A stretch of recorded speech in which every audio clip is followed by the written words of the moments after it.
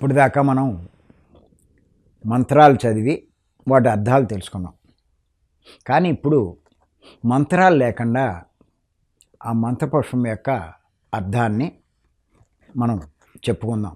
ఏం చేతంటే ఇది మనం చెప్పుకోగలిగితే కొంచెం బాగా అర్థం చేసుకునే అవకాశం ఉంటుంది. అంచేత అది చదివి ఈ అర్థం ఇవన్నీ తెలుసుకునేటప్పటికీ కొంత మనం ఆ అర్థాన్ని అవగాహన చేసుకోలేకపోవచ్చు. అంచేత ఏంటంటే ఇప్పుడు మంత్రాలు తీసేసి కొత్త అర్థాన్నే మనం ఇప్పుడు చెప్పుకుందాం. అంచేత మంత్రపుష్పంలోనే మొదటి భాగంలో ముందు మనం పూజ చేస్తున్నటువంటి భగవంతుడు ఎంత గొప్పవాడో చెప్పబడింది. అవన్నీ ఇప్పుడు తెలుసుకుందాం. అనేక శరములు కలవాడు, అనేక నేత్రములు కలవాడు, విశ్వమునకు సుఖము కలిగించువాడు. అలాగే విశ్వమంతా వ్యాపించి ఉన్న నారాయణుడు, నాశనము లేనివాడు, పరమోత్కృష్టమైనటువంటి స్థానమందు ఉన్నవాడు. ఆ భగవంతుని గురించి, ఆ నారాయణ గురించి మరి చెప్పడం జరిగింది ఇక్కడ. అంతేకాదు ఆయన విశ్వవ్యాపకుడు, గొప్పవాడు, నిత్యమైన వాడు అయినటువంటి ఆ నారాయణుని హరి అని కూడా పిలుస్తారు. ఈ కనబడుతున్నటువంటి ప్రపంచమంతయు ఆ పురుషుని స్వరూపమే. దానిని ఆశ్రయించియే ఈ ప్రపంచమంతా జీవిస్తూ ఉంది. ఆయన విశ్వానికి అధిపతి అయినవాడు, తనకు తానే అధికారి, శాశ్వతము, మంగళకరము, నాశనము లేనివాడు. ఆయన నరులందరిలోనూ ఉండేవాడు. ఆయన గొప్పవాడు, తెలుసుకోదగి ఉన్నవాడు, విశ్వమంతా వ్యాపించి ఉన్నటువంటి ఆత్మరూపం ఉన్నవాడు. అదే పరమగతి అయి ఉంది అని చెప్పి తెలుసుకోవాలి. ఆ నారాయణుడే నరులందరిలో ఉన్నటువంటి ఆత్మ, అఖండ తేజస్సు గల పరమాత్మ. ఆ నారాయణుడే పరబ్రహ్మ, ఆ నారాయణుడే పరతత్వం. ధ్యానం చేయువాడు, ఆ ధ్యానం చేయబడువాడు, సర్వము ఉత్కృష్టుండైన అంటే గొప్పవాడైనటువంటి ఆ నారాయణుడే. అదే పరమాత్మ, అదే పరతత్వం.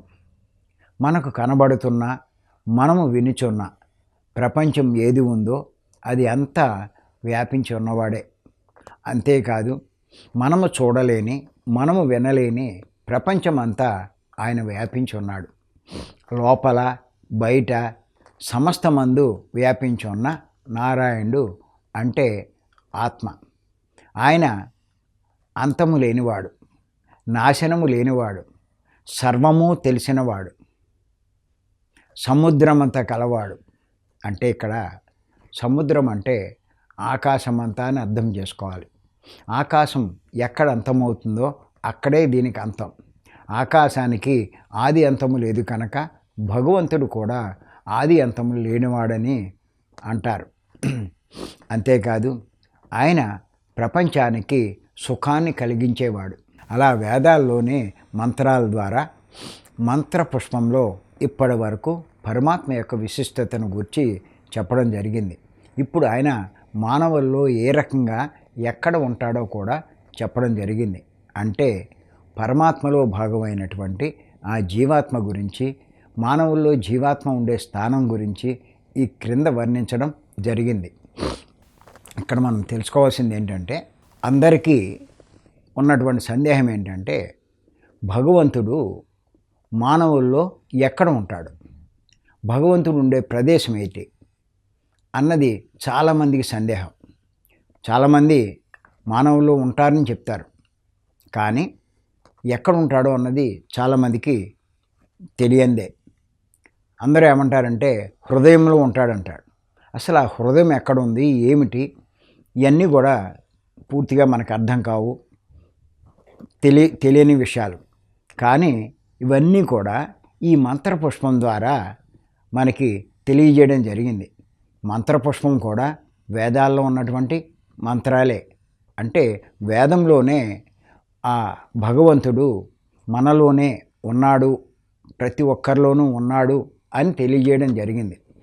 మరి ఆ భగవంతుడు మనలో ఏ ప్రదేశంలో ఉన్నాడో మరి తెలుసుకోవడానికే ఇప్పుడు ఈ మంత్రపుష్పంలో ఈ భాగంలో ఈ విషయం చెప్పడం జరిగింది.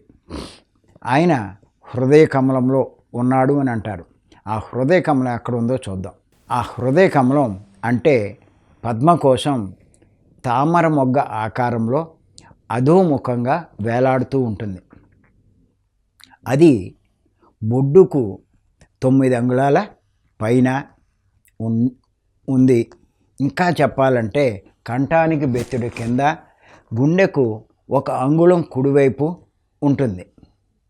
అంటే ఆ పద్మకోశం హృదయ అనే యొక్క స్థానము మనం ఇక్కడని, ఈ హృదయ స్థానం ఇక్కడని మనం తెలుసుకోవచ్చు.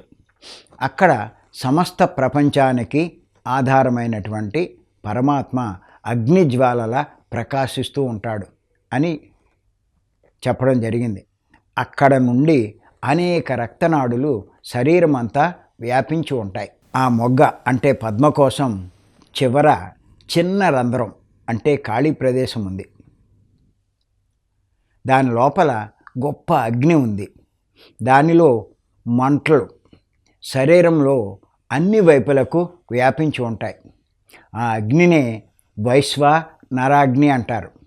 ఆ అగ్నే మానవుడు భుజించే ఆహారాన్ని పచనం చేసి ఆ శక్తిని శరీరం అంతటికీ పంచుతుంది. ఆ అగ్ని శరీరం అంతా వ్యాపించి ఉండడం వల్లే మానవుడి యొక్క శరీరము వేడిగా ఉండడానికి కారణం. ఏ మానవుడి మనం తీసుకున్నా 98.4 డిగ్రీలు ఎందుకు ఉంటుంది అంటే దానివల్లే. అందులో ఏదైనా తేడా వస్తే ఆ మార్పులు వస్తాయి. ఆ అగ్ని గనక లేకపోతే మానవుడు చనిపోయినట్టే లెక్క. అంచేత ఆ అగ్నికి ఇంకా ఏం చెప్పారంటే ఆ అగ్నికి ముదిమియే లేదు, అంటే ముసలితనమే లేదు. దాని కిరణాలు అడ్డంగా, నిలువుగా, క్రిందుగా, మీదుగా శరీరంలో పాదాల నుంచి శిరస్సు వరకు అన్ని ప్రక్కలకు ప్రసరించి ఉంటాయి. ఆ కిరణాలు మధ్య పైకి ప్రసరిస్తూ సన్ననిదైనటువంటి ఒక అగ్నిశిఖ అంటే అగ్నిజ్వాల ఉంది ఆ కిరణాల్లో. అది నల్లని మేఘం మధ్యలో మెరుపు తీగ ఎలా ప్రకాశిస్తూ ఉంటుందో అలాగే ప్రకాశిస్తూ ఉంటుంది. నల్లని మేఘం మధ్యలో మెరుపు తీగ ఉన్నట్టుగానే అది ప్రకాశిస్తూ ఉంటుందని. ఆ అగ్నిజ్వాల దాని సైజు చెప్తున్నారు. వరి ముళ్ళు ఎంత సన్నగా ఉంటుందో అంత సన్నగా పసుపు పచ్చ రంగు కలిగి అణువులా ఉంటుంది. అణువు అంటే మనకు తెలుసు, కంటికి కనిపించేదిగా, చక్కగా ప్రకాశిస్తూ ఉంటుంది. ఆ అగ్నిజ్వాల మధ్య పరమాత్మ ఉన్నాడు.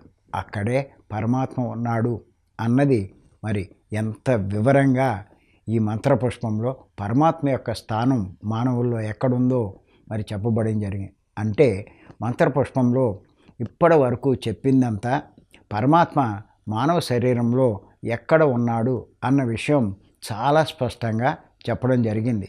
అంటే మానవుల్లోనే భగవానుడు ఉన్నాడని చెప్పడం జరిగింది.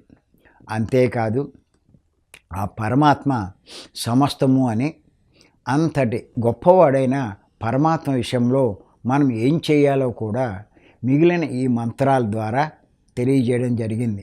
అది కూడా ఒక్కసారి మనం తెలుసుకుందాం. ఆయనే బ్రహ్మ, ఆయనే శివుడు, ఆయనే హరి, ఆయనే ఇంద్రుడు, ఆయనే అక్షర పరబ్రహ్మం అంటే నాశనం లేనివాడు అని అర్థం. ఆయనే స్వరాట్టు. అటువంటి రాజాది రాజగు నారాయణ యొక్క ఆత్మతత్వ విచారణ సిద్ధించడానికి కొరకు మేము నమస్కరించుచున్నాము. ఆత్మజ్ఞానం పొందాలనే మా అభిష్టం అంటే మా కోరిక ఆయన నెరవేర్చునుగాక. కామేశ్వరుడగు ఆ పరమాత్మ మేము చేయు శ్రవణము అనుగ్రహించుగాక. మహారాజాదిరాజు కుబేర్నకు రాజగు పరమాత్మకు సంబంధించి మేము వినిన విషయము స్థిరపరుచుకుంటకు నమస్కరించుచున్నాము. ఆయనే బ్రహ్మ, ఆయనే వాయువు, ఆయనే ఆత్మ, ఆయనే సత్యము, ఆయనే సర్వము అదే ముందు కనబడినది అన్నది తెలుసుకోవాలి. ఆయన అన్ని భూతములు అంటే అన్ని జీవుల యందు అంటే అన్ని ప్రాణుల యందు ఉండేవాడు, అంటే సకల శరీరాలందు ఉండేవాడు అని అర్థం. దీనినే గుహలో ఉండేవాడు అన్నాడు. గుహ అంటే మనం ఇంతకుముందు చెప్పుకున్నటువంటి తామర మొగ్గ ఆకారంలో ఉన్నటువంటి పద్మకోశం చివరన ఉన్నటువంటి రంధ్రంలో ఉన్న ఆకాశము అని మనం తెలుసుకోవాలి. ఆయనే యజ్ఞరూపుడు, ఆయనే వషట్ అని ఉచ్చరించి చేసే హోమస్వరూపుడు, ఆయనే ఇంద్రుడు, ఆయనే రుద్రుడు, ఆయనే శివుడు, ఆయనే విష్ణువు, ఆయనే బ్రహ్మ, ఆయనే ప్రజాపతి, ఆయనే ఉదకము, ఉదకములోని తేజస్సు ఆయనే, అంటే విద్యుత్తు ఆయనే, అందులోని రుచి ఆయనే, ఆయనే అమృతము, ఆయనే బ్రహ్మ, సమస్త లోకాలు ఆయనే, సమస్త విద్యలకు ప్రభువు అతడే, సర్వభూతాలకు ప్రభువు అతడే, వేద సంరక్షకుడు అతడే, బ్రహ్మదేవునకు అతడే అధిపతి.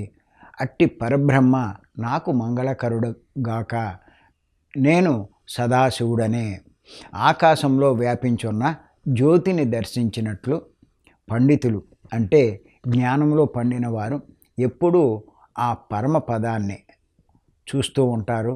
అటువంటి పండితులు దుఃఖం లేనివారై విష్ణు పదాన్ని పొందుతారు, అంటే మోక్షాన్ని పొందుతారని చెప్పడం జరిగింది. ఆయన పొందితే మోక్షాన్ని పొందినట్టే. అటువంటి సత్యస్వరూపుడు పరబ్రహ్మము పురుషుడు, కృష్ణవర్ణము పింగళవర్ణము కలవాడు, ఊర్ధ్వరేతస్కుడు, విరూపాక్షుడగు విశ్వరూపునకు నమస్కారము. అట్టి నారాయణ్ణి అంటే ఆత్మను తెలుసుకుందము, అట్టి వాసుదేవుని అంటే ఆత్మను ధ్యానించేదం కనుక విష్ణువు మమ్మల్ని ధ్యానం వైపు నడిపించుగాక అని చెప్పి దాని యొక్క అర్థం. అందుచేత తెలుసుకోండి, మంత్రపుష్పం అంటే మంత్రం చదివి పుష్పం సమర్పించడం కాదు, మంత్రార్థం తెలుసుకుని ఆచరించడమే మంత్రపుష్పం యొక్క అర్థం. అంటే ధ్యానం వైపు నన్ను నడిపించమనే మంత్రపుష్పం యొక్క అర్థం. అంటే ధ్యానం చెయ్యాలనే, ధ్యానం చెయ్యమనే మంత్రపుష్పం యొక్క అర్థం. నేను రాసినటువంటి పుస్తకం భగవంతుడంటే, అందులో ఒక టాపిక్ ఏంటంటే ప్రార్థన అంటే భగవంతుణ్ణి మార్చడం కాదు, మనం మారడం.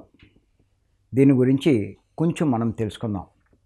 మనం కోరికలతో భగవంతుని ప్రార్థిస్తాం. అలా ప్రార్థనతో భగవంతుని ప్రసన్నం చేసుకోవడం ద్వారా మన కష్టాలు, దుఃఖం, రోగాలు, సమస్యలు పోగొట్టుకోవచ్చని చెప్పి చూస్తాం. ఇంకా భగవంతుడు దయామయుడు, కరుణామయుడు కాబట్టి మన ప్రార్థనలకు ఆయన వశుడై మన కష్టాలు, కోరికలు తీరుస్తాడని చెప్పి అనుకుంటాం. కానీ ఆయన నిశ్చలంగా మన ప్రార్థనలను ఆలకిస్తూ నెమ్మదిగా మన తప్పులు మనం తెలుసుకునేటట్టు చేస్తాడు. అలా మెల్లిగా మనకి పశ్చాత్తాపం కలిగేటట్టు చేస్తాడు. చేసిన తప్పులు మరల చేయకుండా మనం మారేటట్టు చేస్తాడు. మన గుణాలు మనమే మార్చుకునేటట్టు చేస్తాడు. జరిగే సంఘటనలన్నీ మనం పాఠాలు నేర్చుకోవడానికి అని మనం తెలుసుకునేటట్లు చేస్తాడు. మనలో మార్పు తీసుకొస్తాడు. మెల్లిగా మనలను మంచివారిగా మారుస్తాడు. చివరకు మనలను భగవంతుడిగా మార్చడం జరుగుతుంది. అంతవరకు ఆయన సాక్షిభూతంగా అన్నీ అలా గమనిస్తూనే ఉంటాడు. మనం భగవంతుని దగ్గరకు ఆయన రక్షణ కోసం వెళ్తాం. అలా ఆయన సన్నిధిలో మెల్లగా మన తప్పులను తెలుసుకుంటాం. ఇక తప్పులు చేయమని మాట ఇస్తాం. అలా భగవంతుని దగ్గరకు వెళ్ళిన ప్రతిసారి మనలో మనం మన తప్పులను విశ్లేషించుకొని వాటిని ఆయన దగ్గర అంగీకరించి చేసినందుకు ఆయనను క్షమాపణ కోరుకొని పశ్చాత్తాపడి మరల ఆ తప్పులు చేయమని మంచిగా ఉంటామని ఆయనకు వాగ్దానం చేస్తాం.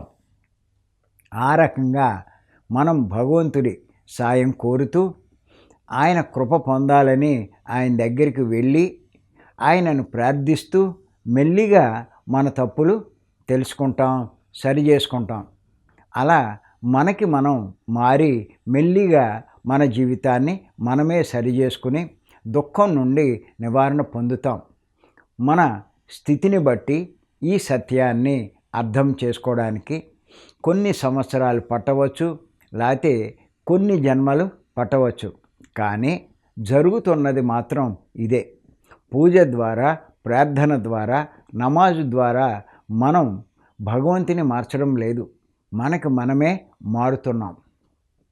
దీన్ని బట్టి పూజించడం అన్నా, ప్రార్థించడం అన్నా, నమాజు చేయడం అన్నా మన గుణాలు మార్చుకొని మనం మారి మన జీవితాన్ని ఆనందమయం చేసుకోవడమే. అంటే మనం మారడమే తప్ప భగవంతుడు మారి మనల్ని అనుగ్రహించడం మాత్రం కాదు. ధ్యానం చేస్తే ఇది మనకు బాగా అర్థమవుతుంది.